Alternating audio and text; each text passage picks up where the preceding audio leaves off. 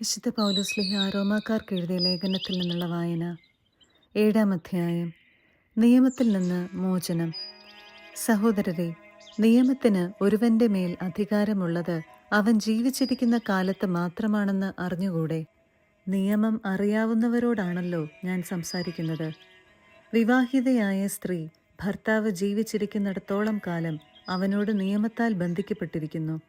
ഭർത്താവ് മരിച്ചാൽ ഭർത്താവുമായി തന്നെ ബന്ധിക്കുന്ന നിയമത്തിൽ നിന്ന് അവൾ സ്വതന്ത്രയാകുന്നു. ഭർത്താവ് ജീവിച്ചിരിക്കെ അന്യപുരുഷനോട് ചേർന്നാൽ അവൾ വ്യഭിചാരിണി എന്ന് വിളിക്കപ്പെടും. ഭർത്താവ് മരിച്ചാൽ അവനുമായി തന്നെ ബന്ധിക്കുന്ന നിയമത്തിൽ നിന്ന് അവൾ സ്വതന്ത്രയാകും. പിന്നീട് മറ്റൊരു പുരുഷനെ വിവാഹം ചെയ്താൽ അവൾ വ്യഭിചാരിണിയാകുന്നില്ല. അതുപോലെ എൻ്റെ സഹോദരരെ, ക്രിസ്തുവിൻ്റെ ശരീരം മുഖേന നിയമത്തിന് നിങ്ങൾ മരിച്ചവരായി.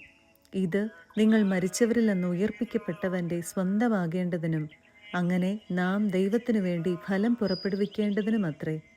നാം ശാരീരിക അഭിലാഷങ്ങൾക്കനുസരിച്ച് ജീവിച്ചിരുന്നപ്പോൾ മരണത്തിനു വേണ്ടി ഫലങ്ങൾ പുറപ്പെടുവിക്കാൻ നിയമം വഴി പാപകരമായ ദുരാശകൾ നമ്മുടെ അവയവങ്ങളിൽ പ്രവർത്തിച്ചിരുന്നു.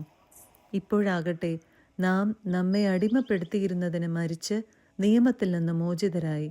ഇത് ആത്മാവിൻ്റെ പുതുമയിൽ, നിയമത്തിൻ്റെ പഴമയിലല്ല നാം ശുശ്രൂഷ ചെയ്യുന്നതിനു വേണ്ടിയാണ്. നിയമത്തിൻ്റെ സ്വാധീനം. ആകയാൽ നാം എന്താണ് പറയേണ്ടത്? നിയമം പാപമാണെന്നോ? ഒരിക്കലുമല്ല. എങ്കിലും നിയമമില്ലായിരുന്നെങ്കിൽ ഞാൻ പാപം എന്തെന്നറിയുമായിരുന്നില്ല. മോഹിക്കരുത് എന്ന് നിയമം അനുശാസിക്കാതിരുന്നെങ്കിൽ മോഹം എന്തെന്ന് ഞാൻ അറിയുമായിരുന്നില്ല. എന്നാൽ പ്രമാണം വഴി അവസരം കണ്ടെത്തി പാപം എല്ലാവിധ മോഹവും എന്നിൽ ജനിപ്പിച്ചു. നിയമത്തിൻ്റെ അഭാവത്തിൽ പാപം നിർജീവമാണ്. ഒരു കാലത്ത് നിയമം കൂടാതെ ഞാൻ ജീവിച്ചു. എന്നാൽ പ്രമാണം വന്നപ്പോൾ പാപം സജീവമാവുകയും ഞാൻ മരിക്കുകയും ചെയ്തു. ഇങ്ങനെ ജീവന് വേണ്ടിയുള്ള പ്രമാണം എനിക്ക് മരണമായി തീർന്നു. എന്തുകൊണ്ടെന്നാൽ പാപം കൽപ്പന വഴി അവസരം കണ്ടെത്തി എന്നെ ചതിക്കുകയും അതുവഴി എന്നെ കൊല്ലുകയും ചെയ്തു. നിയമം വിശുദ്ധം തന്നെ, കൽപ്പന വിശുദ്ധവും ന്യായവും നല്ലതുമാണ്. പാപത്തിൻ്റെ സ്വാധീനം. അപ്പോൾ നന്മയായിട്ടുള്ളത് എനിക്ക് മരണമായി തീർന്നെന്നോ? ഒരിക്കലുമില്ല. പാപമാണ് നന്മയായിട്ടുള്ളതിലൂടെ എന്നിൽ മരണമുളവാക്കിയത്. ഇത് പാപം പാപമായിട്ട് തന്നെ കണക്കാക്കപ്പെടുന്നതിനും കൽപ്പന വഴി പൂർവാധികം പാപകരമായി തീരുന്നതിനും വേണ്ടിയാണ്. നിയമം ആത്മീയമാണെന്ന് നാം അറിയുന്നു. ഞാൻ പാപത്തിന് അടിമയായി വിൽക്കപ്പെട്ട ജഡികനാണ്. ഞാൻ ചെയ്യുന്ന പ്രവൃത്തികൾ തന്നെ എനിക്ക് മനസ്സിലാകുന്നില്ല. എന്തെന്നാൽ ഞാൻ ഇച്ഛിക്കുന്നതല്ല, വെറുക്കുന്നതാണ് ഞാൻ പ്രവർത്തിക്കുന്നത്. ഞാൻ ഇച്ഛിക്കാത്തത് പ്രവർത്തിക്കുന്നെങ്കിൽ നിയമം നല്ലതാണെന്ന് ഞാൻ സമ്മതിക്കുന്നു. എന്നാൽ ഇപ്പോൾ അങ്ങനെ പ്രവർത്തിക്കുന്നത് ഞാനല്ല, എന്നിൽ കുടികൊള്ളുന്ന പാപമാണ്. എന്നിൽ, അതായത് എൻ്റെ ശരീരത്തിൽ നന്മ വസിക്കുന്നില്ലെന്ന് ഞാൻ അറിയുന്നു. നന്മ ഇച്ഛിക്കാൻ എനിക്ക് സാധിക്കും, എന്നാൽ പ്രവർത്തിക്കാൻ സാധിക്കുന്നില്ല. ഇച്ഛിക്കുന്ന നന്മയല്ല, ഇച്ഛിക്കാത്ത തിന്മയാണ് ഞാൻ പ്രവർത്തിക്കുന്നത്. ഞാൻ ഇച്ഛിക്കാത്തത് ഞാൻ ചെയ്യുന്നുവെങ്കിൽ അത് ചെയ്യുന്നത് ഒരിക്കലും ഞാനല്ല, എന്നിൽ വസിക്കുന്ന പാപമാണ്. അങ്ങനെ നന്മ ചെയ്യാൻ ആഗ്രഹിക്കുന്ന എന്നിൽ തന്നെ തിന്മയുണ്ട് എന്നൊരു തത്വം ഞാൻ കാണുന്നു. എൻ്റെ അന്തരംഗത്തിൽ ഞാൻ ദൈവത്തിൻ്റെ നിയമമോർത്ത് ആഹ്ലാദിക്കുന്നു. എൻ്റെ അവയവങ്ങളിലാകട്ടെ എൻ്റെ മനസ്സിൻ്റെ നിയമത്തോട് പോരാടുന്ന വേറൊരു നിയമം ഞാൻ കാണുന്നു. അത് എൻ്റെ അവയവങ്ങളിലുള്ള പാപത്തിൻ്റെ നിയമത്തിന് എന്നെ അടിമപ്പെടുത്തുന്നു. ഞാൻ ദുർഭകനായ മനുഷ്യൻ. മരണത്തിന് അധീനമായ ഈ ശരീരത്തിൽ നിന്ന് എന്നെ ആര് മോചിപ്പിക്കും? നമ്മുടെ കർത്താവായ യേശുക്രിസ്തു വഴി ദൈവത്തിന് സ്തോത്രം. ചുരുക്കത്തിൽ ഞാൻ എൻ്റെ മനസ്സുകൊണ്ട് ദൈവത്തിൻ്റെ നിയമത്തെ സേവിക്കുന്നു, എൻ്റെ ശരീരം കൊണ്ട് പാപത്തിൻ്റെ നിയമത്തെയും. 8-ാം അധ്യായം. ആത്മാവിലുള്ള ജീവിതം. ആകയാൽ ഇപ്പോൾ യേശുക്രിസ്തുവിനോട് ഐക്യപ്പെട്ടിരിക്കുന്നവർക്ക് ശിക്ഷാവിധിയില്ല. എന്തെന്നാൽ യേശുക്രിസ്തുവിലുള്ള ജീവാത്മാവിൻ്റെ നിയമം നിന്നെ പാപത്തിൻ്റെയും മരണത്തിൻ്റെയും നിയമത്തിൽ നിന്ന് സ്വതന്ത്രനാക്കിയിരിക്കുന്നു. ശരീരത്താൽ ബലഹീനമാക്കപ്പെട്ട നിയമത്തിന് അസാധ്യമായത് ദൈവം ചെയ്തു. അവിടുന്ന് തൻ്റെ പുത്രനെ പാപപരിഹാരത്തിന് വേണ്ടി പാപകരമായ ശരീരത്തിൻ്റെ സാദൃശ്യത്തിൽ അയച്ചുകൊണ്ട് പാപത്തിന് ശരീരത്തിൽ ശിക്ഷ വിധിച്ചു. ഇത് ശരീരത്തിൻ്റെ പ്രവണതകൾക്കനുസരിച്ച് ജീവിക്കാതെ ആത്മാവിൻ്റെ പ്രചോദനമനുസരിച്ച് ജീവിക്കുന്ന നമ്മിൽ നിയമത്തിൻ്റെ അനുശാസനം സഫലമാകുന്നതിന് വേണ്ടിയാണ്. എന്തെന്നാൽ ജഡികമായി ജീവിക്കുന്നവർ ജഡിക കാര്യങ്ങളിൽ മനസ്സ് വയ്ക്കുന്നു, ആത്മീയമായി ജീവിക്കുന്നവരാകട്ടെ ആത്മീയ കാര്യങ്ങളിൽ മനസ്സ് വയ്ക്കുന്നു. ജഡിക അഭിലാഷങ്ങൾ മരണത്തിലേക്ക് നയിക്കുന്നു, ആത്മീയ അഭിലാഷങ്ങൾ ജീവനിലേക്കും സമാധാനത്തിലേക്കും. ജഡിക താൽപ്പര്യങ്ങളിൽ മുഴുകിയിരിക്കുന്ന മനസ്സ് ദൈവത്തിൻ്റെ ശത്രുവാണ്. അത് ദൈവത്തിൻ്റെ നിയമത്തിന് കീഴ്പ്പെടുന്നില്ല, കീഴ്പ്പെടാൻ അതിന് സാധിക്കുകയുമില്ല. ജഡിക പ്രവണതകൾ അനുസരിച്ച് ജീവിക്കുന്നവർക്ക് ദൈവത്തെ പ്രസാദിപ്പിക്കുക സാധ്യമല്ല. ദൈവത്തിൻ്റെ ആത്മാവ് യഥാർത്ഥമായി നിങ്ങളിൽ വസിക്കുന്നെങ്കിൽ നിങ്ങൾ ജഡികരല്ല, ആത്മീയരാണ്. ക്രിസ്തുവിൻ്റെ ആത്മാവില്ലാത്തവൻ ക്രിസ്തുവിനുള്ളവനല്ല. എന്നാൽ നിങ്ങളുടെ ശരീരം പാപം നിമിത്തം മൃതമാണെങ്കിലും ക്രിസ്തു നിങ്ങളിൽ ഉണ്ടെങ്കിൽ നിങ്ങളുടെ ആത്മാവ് നീതി നിമിത്തം ജീവനുള്ളതായിരിക്കും. യേശുവിനെ മരിച്ചവരിൽ നിന്ന് ഉയർപ്പിച്ചവൻ്റെ ആത്മാവ് നിങ്ങളിൽ വസിക്കുന്നുണ്ടെങ്കിൽ യേശുക്രിസ്തുവിനെ ഉയർപ്പിച്ചവൻ നിങ്ങളുടെ മർത്യ ശരീരങ്ങൾക്കും നിങ്ങളിൽ വസിക്കുന്ന തൻ്റെ ആത്മാവിനാൽ ജീവൻ പ്രദാനം ചെയ്യും. ആകയാൽ സഹോദരരെ, ജഡിക പ്രവണതകൾക്കനുസരിച്ച് ജീവിക്കാൻ നാം ജഡത്തിന് കടപ്പെട്ടവരല്ല. ജഡികരായി ജീവിക്കുന്നെങ്കിൽ നിങ്ങൾ തീർച്ചയായും മരിക്കും. എന്നാൽ ശരീരത്തിൻ്റെ പ്രവണതകളെ ആത്മാവിനാൽ നിഹനിക്കുന്നെങ്കിൽ നിങ്ങൾ ജീവിക്കും. ദൈവാത്മാവിനാൽ നയിക്കപ്പെടുന്നവരെല്ലാം ദൈവത്തിൻ്റെ പുത്രന്മാരാണ്. നിങ്ങളെ വീണ്ടും ഭയത്തിലേക്ക് നയിക്കുന്ന അടിമത്തത്തിൻ്റെ ആത്മാവിനെയല്ല, മറിച്ച് പുത്രസ്വീകാരത്തിൻ്റെ ആത്മാവിനെയാണ് നിങ്ങൾ കൈക്കൊണ്ടിരിക്കുന്നത്. ഈ ആത്മാവ് മൂലമാണ് നാം ആബാ പിതാവേ എന്ന് വിളിക്കുന്നത്. നാം ദൈവത്തിൻ്റെ മക്കളാണെന്ന് ഈ ആത്മാവ് നമ്മുടെ ആത്മാവിനോട് ചേർന്ന് സാക്ഷ്യം നൽകുന്നു. നാം മക്കളെങ്കിൽ അവകാശികളുമാണ്, ദൈവത്തിൻ്റെ അവകാശികളും ക്രിസ്തുവിൻ്റെ കൂട്ടവകാശികളും. എന്തെന്നാൽ അവനോടൊപ്പം ഒരിക്കൽ മഹത്വപ്പെടേണ്ടതിന് ഇപ്പോൾ അവനോട് കൂടെ നാം പീഡ അനുഭവിക്കുന്നു. വെളിപ്പെടാനിരിക്കുന്ന മഹത്വം.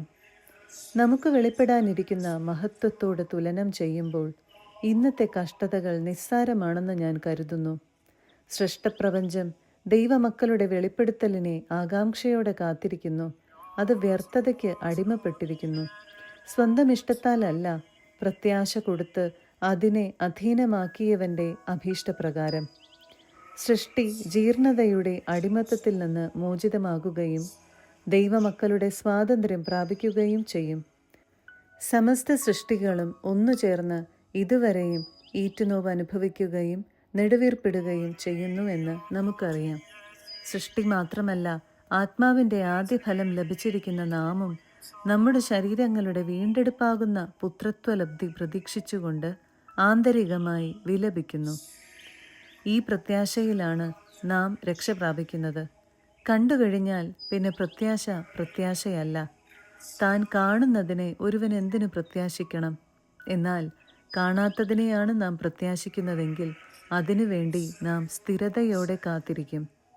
നമ്മുടെ ബലഹീനതയിൽ ആത്മാവ് നമ്മെ സഹായിക്കുന്നു. വേണ്ട വിധം പ്രാർത്ഥിക്കേണ്ടത് എങ്ങനെയെന്ന് നമുക്കറിഞ്ഞുകൂടാ. എന്നാൽ അവാച്യമായ നെടുവീർപ്പുകളാൽ ആത്മാവ് തന്നെ നമുക്ക് വേണ്ടി മാധ്യസ്ഥം വഹിക്കുന്നു. ഹൃദയങ്ങൾ പരിശോധിക്കുന്നവൻ ആത്മാവിൻ്റെ ഇംഗിതം ഗ്രഹിക്കുന്നു. എന്തെന്നാൽ ആത്മാവ് ദൈവഹിതമനുസരിച്ചാണ് വിശുദ്ധർക്ക് വേണ്ടി മാധ്യസ്ഥം വഹിക്കുന്നത്. ദൈവത്തെ സ്നേഹിക്കുന്നവർക്ക്, അവിടുത്തെ പദ്ധതി അനുസരിച്ച് വിളിക്കപ്പെട്ടവർക്ക് അവിടുന്ന് സകലവും നന്മയ്ക്കായി പരിണമിപ്പിക്കുന്നുവെന്ന് നമുക്കറിയാമല്ലോ. അവിടുന്ന് മുൻകൂട്ടി അറിഞ്ഞവരെ തൻ്റെ പുത്രൻ്റെ സാദൃശ്യത്തോട് അനുരൂപരാക്കാൻ മുൻകൂട്ടി നിശ്ചയിക്കുകയും ചെയ്തു. ഇത് തൻ്റെ പുത്രൻ അനേകം സഹോദരരിൽ ആദ്യജാതനാകുന്നതിന് വേണ്ടിയാണ്. താൻ മുൻകൂട്ടി നിശ്ചയിച്ചവരെ അവിടുന്ന് വിളിച്ചു, വിളിച്ചവരെ നീതീകരിച്ചു, നീതീകരിച്ചവരെ മഹത്വപ്പെടുത്തി. ദൈവസ്നേഹപാരമ്യം. ഇതിനെക്കുറിച്ച് നാം എന്താണ് പറയേണ്ടത്? ദൈവം നമ്മുടെ പക്ഷത്തെങ്കിൽ ആര് നമുക്ക് എതിര് നിൽക്കും? സ്വപുത്രനെ പോലും ഒഴിവാക്കാതെ നമുക്കെല്ലാവർക്കും വേണ്ടി അവനെ ഏൽപ്പിച്ചു തന്നവൻ അവനോടുകൂടെ സമസ്തവും നമുക്ക് ദാനമായി നൽകാതിരിക്കുമോ? ദൈവം തിരഞ്ഞെടുത്തവരുടെ മേൽ ആര് കുറ്റം ആരോപിക്കും?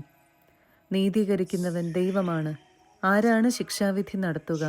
മരിച്ചവനെങ്കിലും ഉത്ഥാനം ചെയ്തവനും ദൈവത്തിൻ്റെ വലതുഭാഗത്തിരുന്ന് നമുക്ക് വേണ്ടി മാധ്യസ്ഥം വഹിക്കുന്നവനുമായ യേശുക്രിസ്തു തന്നെ. ക്രിസ്തുവിൻ്റെ സ്നേഹത്തിൽ നിന്ന് ആര് നമ്മെ വേർപെടുത്തും? ക്ലേശമോ, ദുരിതമോ, പീഡനമോ, പട്ടിണിയോ, നഗ്നതയോ, ആപത്തോ, വാളോ? ഇങ്ങനെ എഴുതപ്പെട്ടിരിക്കുന്നു, നിന്നെ പ്രതി ഞങ്ങൾ ദിവസം മുഴുവൻ വധിക്കപ്പെടുന്നു, കൊലയ്ക്കുള്ള ആടുകളെപ്പോലെ കരുതപ്പെടുകയും ചെയ്യുന്നു.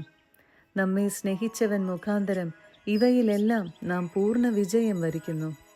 എന്തെന്നാൽ മരണത്തിനോ ജീവനോ ദൂതന്മാർക്കോ അധികാരങ്ങൾക്കോ ഇക്കാലത്തുള്ളവയ്ക്കോ വരാനിരിക്കുന്നവയ്ക്കോ ശക്തികൾക്കോ ഉയരത്തിനോ ആഴത്തിനോ മറ്റേതെങ്കിലും സൃഷ്ടിക്കോ നമ്മുടെ കർത്താവായ യേശുക്രിസ്തുവിലൂടെയുള്ള ദൈവസ്നേഹത്തിൽ നിന്ന് നമ്മെ വേർപെടുത്താൻ കഴിയുകയില്ലെന്ന് എനിക്ക് ഉറപ്പുണ്ട്. 9-ാം അധ്യായം. ഇസ്രായേലിൻ്റെ തിരഞ്ഞെടുപ്പ്. ഞാൻ ക്രിസ്തുവിനെ മുൻനിർത്തി സത്യം പറയുന്നു, വ്യാജം പറയുകയല്ല. എൻ്റെ മനസ്സാക്ഷിയും പരിശുദ്ധാത്മാവിനാൽ പ്രചോദിതമായി എനിക്ക് സാക്ഷ്യം നൽകുന്നു. എനിക്ക് ദുഃഖവും ഹൃദയത്തിൽ അടങ്ങാത്ത വേദനയുമുണ്ട്. വംശമുറയനുസരിച്ച് തന്നെ എനിക്കുറ്റവരായ സഹോദരങ്ങൾക്ക് ഉപകരിക്കുമെങ്കിൽ ശപിക്കപ്പെട്ടവനും ക്രിസ്തുവിൽ നിന്ന് വിച്ഛേദിക്കപ്പെട്ടവനുമാകാൻ ഞാൻ ആഗ്രഹിക്കുന്നു.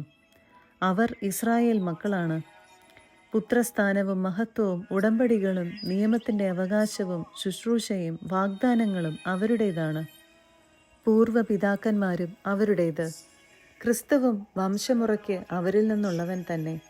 അവൻ സർവാധിപനായ ദൈവവും എന്നേക്കും വാഴ്ത്തപ്പെട്ടവനുമാണ്. ആമേൻ. ദൈവത്തിൻ്റെ വചനം ഒരിക്കലും പരാജയപ്പെട്ടിട്ടില്ല. എന്തെന്നാൽ ഇസ്രായേൽ വംശജരെല്ലാം ഇസ്രായേൽക്കാരല്ല, അബ്രാഹത്തിൻ്റെ സന്തതിയായതുകൊണ്ട് അവരെല്ലാം മക്കളായിരിക്കണമെന്നില്ല. ഇസഹാക്ക് വഴിയുള്ളവരായിരിക്കും നിന്റെ സന്തതികളായി അറിയപ്പെടുക. അതായത് വംശമുറയ്ക്കുള്ള മക്കളല്ല ദൈവത്തിൻ്റെ മക്കൾ. പ്രത്യുത വാഗ്ദാനപ്രകാരം ജനിച്ചവരാണ് യഥാർത്ഥ മക്കളായി കണക്കാക്കപ്പെടുന്നത്. വാഗ്ദാനം ഇതാണ്: ഒരു നിശ്ചിത സമയത്ത് ഞാൻ വരും, അന്ന് സാറായിക്ക് ഒരു മകനുണ്ടായിരിക്കും. മാത്രമല്ല, നമ്മുടെ പൂർവ്വപിതാവായ ഇസഹാക്ക് എന്ന ഒരേ ആളിൽ നിന്ന് റബേക്കായും കുട്ടികളെ ഗർഭം ധരിച്ചു. എന്നാൽ അവർ ജനിക്കുകയോ നന്മയോ തിന്മയോ ആയി എന്തെങ്കിലും പ്രവർത്തിക്കുകയോ ചെയ്യുന്നതിന് മുൻപ് തന്നെ അവൾക്ക് ഇപ്രകാരം അറിയിപ്പുണ്ടായി: ജ്യേഷ്ഠൻ അനുജന്റെ സേവകനായിരിക്കും. ദൈവത്തിൻ്റെ തിരഞ്ഞെടുപ്പിൻ്റെ ലക്ഷ്യം പ്രവൃത്തികൾ മൂലമല്ല, അവിടുത്തെ വിളി മൂലം തുടർന്നു പോകേണ്ടതിനാണ് ഇത് സംഭവിച്ചത്. യാക്കോബിനെ ഞാൻ സ്നേഹിച്ചു, ഏസാവിനെയാകട്ടെ ഞാൻ വെറുത്തു എന്നാണല്ലോ എഴുതപ്പെട്ടിരിക്കുന്നത്. അപ്പോൾ നാം എന്തു പറയണം? ദൈവത്തിൻ്റെ ഭാഗത്ത് അനീതിയുണ്ടെന്നോ? ഒരിക്കലുമല്ല. എനിക്ക് ദയ തോന്നുന്നവരോട് ഞാൻ ദയ കാണിക്കും, എനിക്ക് അനുകമ്പ തോന്നുന്നവരോട് അനുകമ്പയും എന്ന് അവിടുന്ന് മോശയോട് അരുളി ചെയ്യുന്നു. അതുകൊണ്ട് മനുഷ്യൻ്റെ ആഗ്രഹമോ പ്രയത്നമോ അല്ല, ദൈവത്തിൻ്റെ ദയയാണ് എല്ലാറ്റിൻ്റെയും അടിസ്ഥാനം. വിശുദ്ധ ഗ്രന്ഥം ഫറവോയോട് പറയുന്നു: ഭൂമിയിലെങ്ങും എൻ്റെ നാമം ഉദ്ഘോഷിക്കപ്പെടുന്നതിനും എൻ്റെ ശക്തി നിന്നിൽ വെളിപ്പെടുത്തുന്നതിനും വേണ്ടിയാണ് നിന്നെ ഞാൻ ഉയർത്തിയത്. താൻ ഇച്ഛിക്കുന്നവരോട് അവിടുന്ന് കരുണ കാണിക്കുന്നു, അതുപോലെ താൻ ഇച്ഛിക്കുന്നവരെ കഠിന ഹൃദയരാക്കുകയും ചെയ്യുന്നു. കോപവും കാരുണ്യവും. അപ്പോൾ നിങ്ങൾ എന്നോട് ചോദിച്ചേക്കാം, അങ്ങനെയെങ്കിൽ അവിടുന്ന് എന്തിന് മനുഷ്യനെ കുറ്റപ്പെടുത്തണം? അവിടുത്തെ ഹിതം ആർക്കു തടുക്കാൻ കഴിയും? ദൈവത്തോട് വാഗ്വാദം നടത്താൻ മനുഷ്യ, നീ ആരാണ്?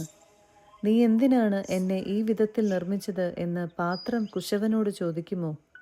ഒരേ കളിമൺ പിണ്ടത്തിൽ നിന്ന് ശ്രേഷ്ഠമോ ഹീനമോ ആയ ഉപയോഗത്തിനുള്ള പാത്രങ്ങൾ നിർമ്മിക്കാൻ കുശവന് അവകാശമില്ലേ? ദൈവം തൻ്റെ ക്രോധം വെളിവാക്കാനും ശക്തി അറിയിക്കാനും ആഗ്രഹിച്ചുകൊണ്ട് നശിപ്പിക്കപ്പെടാൻ വേണ്ടി നിർമ്മിച്ച ക്രോധപാത്രങ്ങളോട് വലിയ ക്ഷമ കാണിച്ചെങ്കിൽ അതിലെന്ത്? അത് താൻ മഹത്വത്തിനായി മുൻകൂട്ടി തയ്യാറാക്കിയിരുന്ന കൃപാപാത്രങ്ങൾക്ക് വേണ്ടിയുള്ള തൻ്റെ മഹത്വത്തിൻ്റെ സമ്പത്ത് വെളിപ്പെടുത്താൻ വേണ്ടിയാണ്.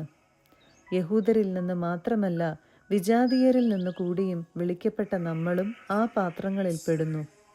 അവിടുന്ന് ഹോസിയ വഴി അരുളി ചെയ്തതുപോലെ, എൻ്റെ ജനമല്ലാത്തവരെ എൻ്റെ ജനം എന്നു ഞാൻ വിളിക്കും, പ്രിയപ്പെട്ടവളല്ലാത്തവളെ പ്രിയപ്പെട്ടവളെന്നും.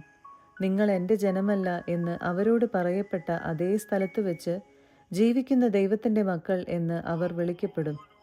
ഇസ്രായേലിനെ കുറിച്ച് ഏശയ്യായും വിലപിക്കുന്നു: ഇസ്രായേൽ മക്കളുടെ സംഖ്യ കടലിലെ മണൽ പോലെയാണെന്നിരിക്കലും അവരിൽ ഒരു ചെറിയ ഭാഗം മാത്രമേ രക്ഷിക്കപ്പെടുകയുള്ളൂ. എന്തെന്നാൽ കർത്താവ് ഭൂമിയുടെ മേലുള്ള വിധി അന്തിമമായി ഉടൻ തന്നെ നിർവഹിക്കും. ഏശയ്യാ പ്രവചിച്ചിട്ടുള്ളതുപോലെ സൈന്യങ്ങളുടെ കർത്താവ് നമുക്ക് മക്കളെ അവശേഷിപ്പിച്ചില്ലായിരുന്നെങ്കിൽ നമ്മൾ സോദോം പോലെ ആയിത്തീരുമായിരുന്നു, ഗൊമോറായ്ക്ക് സദൃശമാവുകയും ചെയ്യുമായിരുന്നു. വിജാതീയർ പ്രാപിച്ച നീതി. അപ്പോൾ നമ്മൾ എന്തു പറയണം?